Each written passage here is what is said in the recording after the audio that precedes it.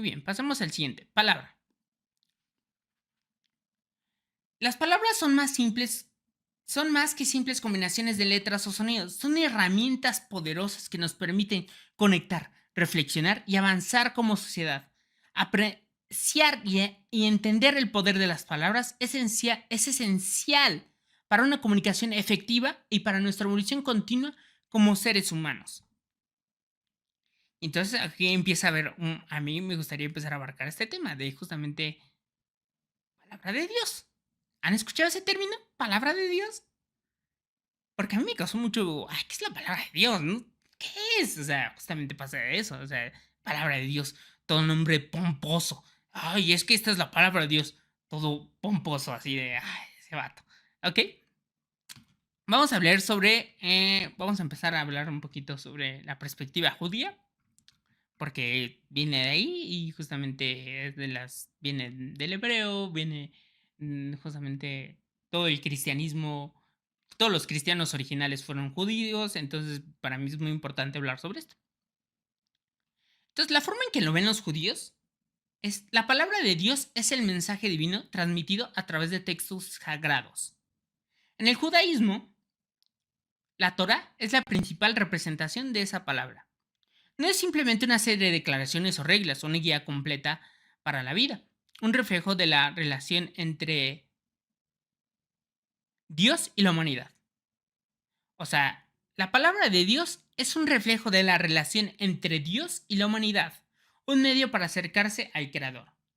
Quiero que empiecen a ver que justamente hace ratito empecé a hablar de la relación que tengo yo conmigo mismo, relación que yo tengo yo con la sociedad y la relación que yo tengo con un poder superior, con algo más allá de lo que yo puedo concebir. Justamente, la forma en que lo ven los judíos es la relación entre Dios y la humanidad. Esa es la palabra de Dios. Una forma en que podemos acercarnos a, al Creador, como lo ven los judíos. La Torah, compuesta por los primeros 5 libros de la Biblia, vamos a empezar por la Torah. La Torah, compuesta por los primeros 5 libros de la Biblia hebrea, es vista como la palabra escrita de Dios. Fue entregada a Moisés en el monte Sinaí y contiene los 613 mandamientos, el mitzvot, que guían la vida judía. Eh, Ahora, ¿qué importancia tiene la Torah?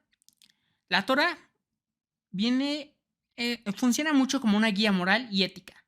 La Torah proporciona un marco ético y moral, guiando no solo los rituales religiosos, sino también cómo los judíos deben interactuar entre sí y con el mundo.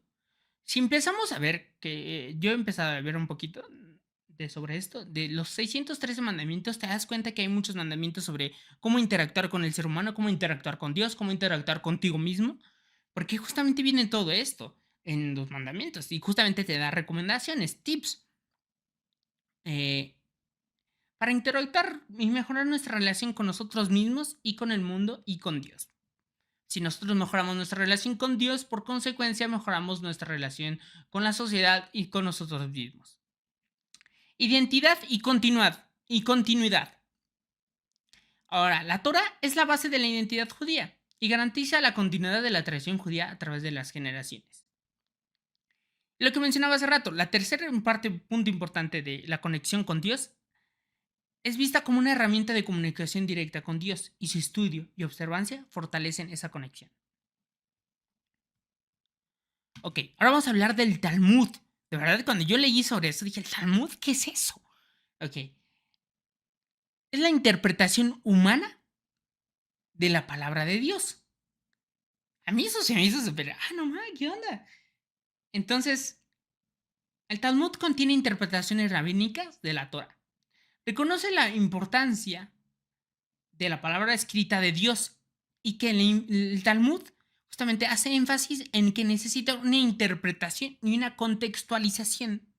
Justamente para mí, justamente empezó a tener sentido todo esto porque te das cuenta de que si nosotros hablando palabras normales, hablando español, que tuvimos una educación pública en dichosa casa, porque pues también puedes haber tenido una educación privada, lo que sea, pero hablamos español. Hay descontextualización, de que a veces por el estado socioeconómico cultural de esa persona es distinta a la mía, entonces yo uso palabras totalmente distintas. Eh, entonces, imagínate en un libro espiritual qué ha pasado que se considera espiritual, que ha durado pues los menos 6000 años que ha durado. Este, ¿cuánta importancia tiene la contextualización y cómo es muy importante el, el, la, la- el conocimiento que se va pasando de generación en generación? ¿Ok? Lo importante aquí es la flexibilidad, permite a la ley judía adaptarse y aplicarse en diferentes contextos y épocas. Y la comprensión profunda, facilita una comprensión más profunda y personal de la Torah y su aplicidad de la vida cotidiana. A mí me parece muy importante esto de que eh, la Torah, el Antiguo Testamento, tiene necesita mucha interpretación y contextualización, pero para mí lo más importante es la aplicación personal. ¿Cómo yo aplico esto en mi vida diaria? ¿Cómo yo puedo ayudar a otra persona? ¿Cómo me puedo ayudar a mí mismo? ¿Cómo puedo ayudar a la voluntad de Dios? Entonces, bueno, la palabra de Dios como llamado a la acción.